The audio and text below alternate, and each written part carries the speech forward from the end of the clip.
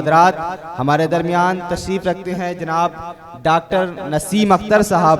आप associate professor हैं Kashmir university में और आपका शुमार माहिर शिबलियात में होता है। आपने बेशुमार मकालात आलमी सतह पर, कौमी सतह पर लिखे हैं जो यकीनन लायक तहसीन है। हमारे लिए खुशी की बात है कि आप हमारी दावत पर लब्बैक कहते हुए यहाँ तशरीफ़ लाए हैं। मैं बड़े ही अदब व एहतराम के साथ गुजारिश करता हूँ कि तशरीफ़ लाइए और अपने ख्यालात का इजहार फरमाइए। डॉक्टर नसीम अख्तर साहब। अल फारूक पब्लिक स्कूल के प्रिंसिपल डॉक्टर ज़ीशान अहमद साहब, मौलाना सैनशीन पर तशरीफ़ फरमा मौलाना उमर इस्लाही साहब, मौलाना ताहिर मदनी साहब, जिनकी शागिर्दी का शर्फ हम लोगों को हासिल रहा, डॉक्टर शारिक साहब, अभी जिनको आप सुन रहे थे मोहतरम सादात सुहेल साहब, अल अमीन स्कूल के प्रिंसिपल रेहान साहब, जिनका बरसों से एक ताल्लुक़ रहा हम लोगों से, आपके दरमियान हाजिर होने का पहली बार शर्फ हासिल हुआ। उनके साथ बैठे हुए आरिफ इस्लाही साहब, जिनसे बारहा मुलाकातें रहीं और जाहिर है कि स्कूल के हवाले से या उनकी खिदमात के हवाले से उनका तारुफ हर शख्स के यहाँ किसी न किसी तवस्सुस से पहुँचा हुआ है।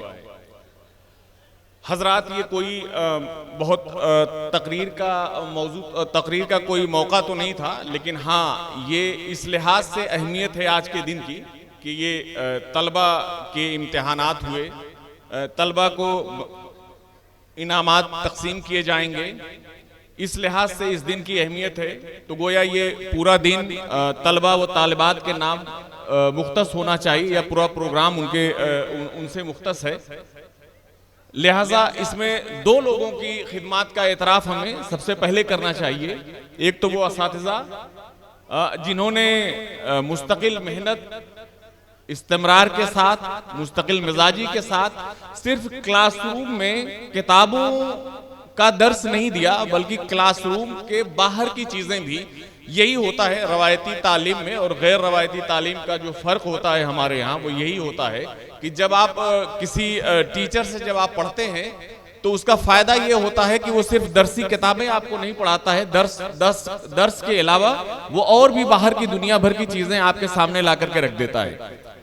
अब इस ज़माने में सिर्फ स्कूल को वालिदैन से गुजारिश ये है कि सिर्फ स्कूल के भरोसे अपने बच्चे को न छोड़ें। वालिदैन के लिए फख्र का ये दिन है कि आज उनके बच्चे जो कामयाब हो गए हैं, है ना, उनके लिए खुशी का दिन है।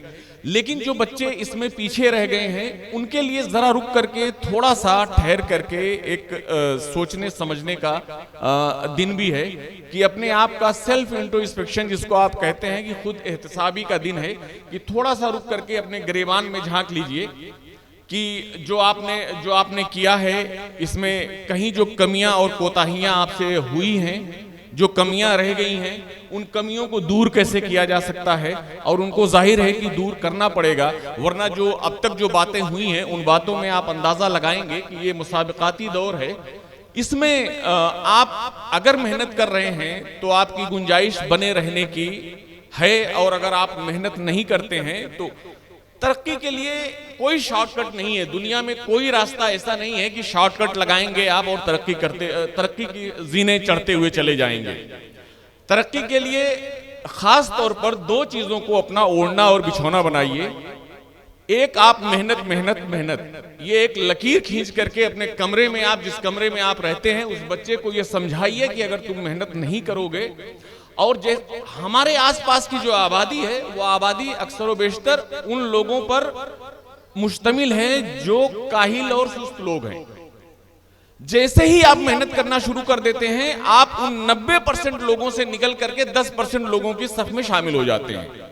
तो गोया अब आप 90% से निकल करके, अवाम से निकल करके आप खवास की सफ में आ गए। दूसरी चीज उसके साथ ईमानदारी है। ईमानदारी को अपना ओढ़ना बिछौना बनाइए। किसी भी चीज की तरक्की में आप ये समझिए कि मेहनत का 30% हासिल आपको मिलेगा, मेहनत 30% आपको तरक्की दिला देगी। ईमानदारी आप 50%, ईमानदारी का कोटा 50% का रखिए। ईमानदारी 50% कैसे होती है? अब जिस प्रोफेशन में आप हैं, जिस कारोबार में भी आप हैं, तालिब इल्मी से लेकर के किसी जिंदगी के किसी कारोबार में हैं, आप मसलन दुकान कर रहे हैं, आप तालिब इल्म हैं, आप पढ़ाई कर रहे हैं, अगर मेहनत और ईमानदारी के साथ आप नहीं पढ़ रहे हैं, ये 50% पे करता है आपको अगर आप मेहनत और ईमानदार होते हैं।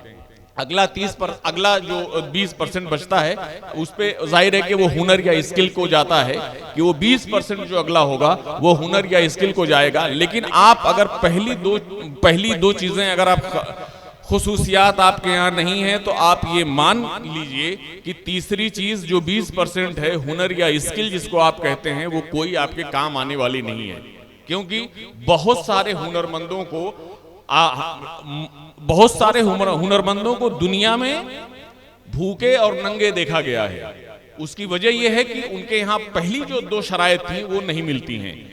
लिहाजा कम से कम यहाँ तक पहुँचने के लिए अपने बच्चों को समझाइए। ये कंपटीशन का दौर है, आप देख रहे हैं, खबरें सुन रहे हैं आप, पेपर लीक की या इस तरह की दूसरी खबरें। इन खबरों में आप ये देखिए कि इन खबरों के बाद जो लड़के क्वालिफाई कर रहे हैं, जो टेस्ट क्वालिफाई हो रहा है, उन नंबरात की आप फहरिस्त देखिए कि 715 से ऊपर नंबर, 720 नंबर, 520 नंबर के पेपर में उतने ही नंबर आ रहे हैं।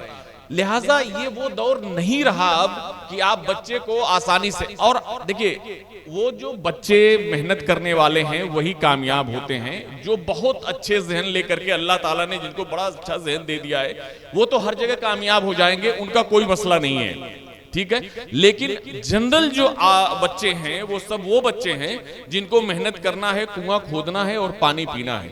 और दुनिया में जितने कामयाब लोग देखे गए हैं वो वही हैं जो खुद से मेहनत करते हैं और मेहनत करके वो कंपटीशन निकालते हैं। ये उमूमी बात है कि तबका, जो बड़ा तबका है वो यही है, जो मेहनत करता है उसे वो फल मिलता है। लिहाजा वालिदैन की तरफ से कुछ चीजें जरूर होनी चाहिए, मसलन ये कि वो बच्चा कितना पढ़ता है, बच्चे को क्या जरूरियात हैं, बच्चे की कितनी जरूरियात है। हमारा समाज अब इन सब चीजों से तालीम का, देखिए सर सैयद की जो इल्मी तहरीक थी, उस तहरीक के हवाले से सिर्फ 1-2 बातें करता हूं। राजा राम मोहन राय ने 50 साल पहले वो तहरीक अपने यहां चला ली थी। सर सैयद की तहरीक 50 साल के बाद उसके आई है। लेकिन आप ये सोचिए कि ये 50 साल का जो फासला था, आज आप जिस दौर में खड़े हैं, वो 50 साल का फासला क्या सिर्फ 50 साल का फासला है? नहीं, वो 150 से 200 साल का फासला हो गया है हमारे और दूसरे लोगों के दरमियान। उसकी वजह क्या है कि हमने पढ़ाई को छोड़ दिया, हम सियासत के पीछे चले गए या और दूसरी चीजों के पीछे चले गए। सर सैयद ने उसमें भी कहा था कि आप सियासत को छोड़ दीजिए, आप तालीम की तरफ आइए। जब आप तालीम में मुकम्मल हो जाएंगे, जब तालीम आपके दरवाजे पे आ जाएगी, तो सियासत खुद ब खुद चल करके आपके यहाँ आएगी। लेकिन आप रिजिड हैं, आप चीजों को समझते नहीं हैं, आप तालीम की तरफ ध्यान नहीं दे रहे हैं। तालीम को ओढ़ना और बिछौना बनाना पड़ेगा। आज नहीं, आज के 50 साल के बाद ये तैयारी करेंगे, आज के 50 साल के बाद आपको ये काम करना होगा। लेकिन फ्रॉम द बिगिनिंग आपको जीरो से ही शुरू करना होगा उस वक्त भी। लिहाजा इस जो समाज में जाहिरदारी चल रही है, इस समाज की जाहिरदारी से बचिए। बच्चों के लिए आप दूसरी कौमों के बच्चों को या दूसरी कौमों के लोगों को आप देखिए कि वो किस तरह से अपने बच्चों की पढ़ाई के लिए दिन रात मेहनत कर रहे हैं। हमारे यहाँ उस तरह से मेहनत नहीं हो रही है। और ये दूसरी तीसरी नस्ल है हम लोगों की, जहाँ सिर्फ हम लोग क्या, सिर्फ इस दुनिया को मजदूर पैदा करने के लिए हम लोगों का इंतखाब किया गया है कि हम लोग सिर्फ अपने बच्चों को मजदूर बनाएं। ये सोचने का मकाम है कि ये दो तीन नस्लों से जो हमारे यहाँ चल रहा है। अब मैं उस डिटेल में नहीं जाना चाहता हूँ, लेकिन ये बात समझनी पड़ेगी कि अब हमें उससे निकल करके आना पड़ेगा। अब हमें तालीम की तरफ आना पड़ेगा, क्योंकि तरक्की का वाहिद रास्ता, तरक्की का वाहिद जीना जो तय करना है हमें, वो इसी तरह की एकेडमिक, इसी तरह के पब्लिक स्कूल और इसी तरह की तालीम से हम कामयाबी हासिल कर सकते हैं। और दूसरा कोई शॉर्टकट रास्ता हमारी जिंदगी में हमें कामयाब नहीं बना सकता। बस इन्हीं बातों के साथ मैं अपनी बात खत्म करता हूं। वाखिर दवाना अल्हम्दुलिल्लाह। बहुत बहुत शुक्रिया डॉक्टर नसीम अख्तर साहब। आप बानी दानिशगाह अलीगढ़ सर सैयद अहमद ख़ान के बाब में गुफ्तगू फरमा रहे थे, तो अकबर इलाहाबादी का एक शेर याद आया कि हमारी तो सिर्फ बातें ही बातें हैं, सैयद काम करता था। यही है फ़र्क कहने वाले और करने वालों में। यकीनन बानिए दानिशगाहे अलीगढ़ सर सैयद अहमद ख़ान का एहसान है हम सब पर, पूरी कौम पर, ख़ास खुसूसन मुसलमानों पर। उन्होंने तालीम का एक चिराग अलीगढ़ में रोशन करके हिंदुस्तान को मुनव्वर कर दिया। यही वजह है कि आज भी मुसलमानों का क़िबला काबा अलीगढ़ कहलाता है।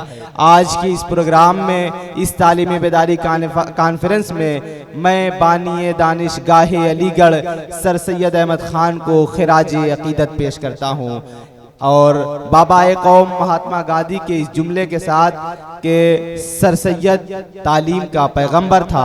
अल्लाह ताला उन्हें गरीक़े रहमत करे, उनके कब्र को मुनव्वर करे और उनके मिशन पर चलने वाले तमाम अली बरादरान और तमाम मुस्लिम भाइयों को उनके मिशन को और उनकी तहरीक को आगे बढ़ाने के तौफीक अता फरमाए।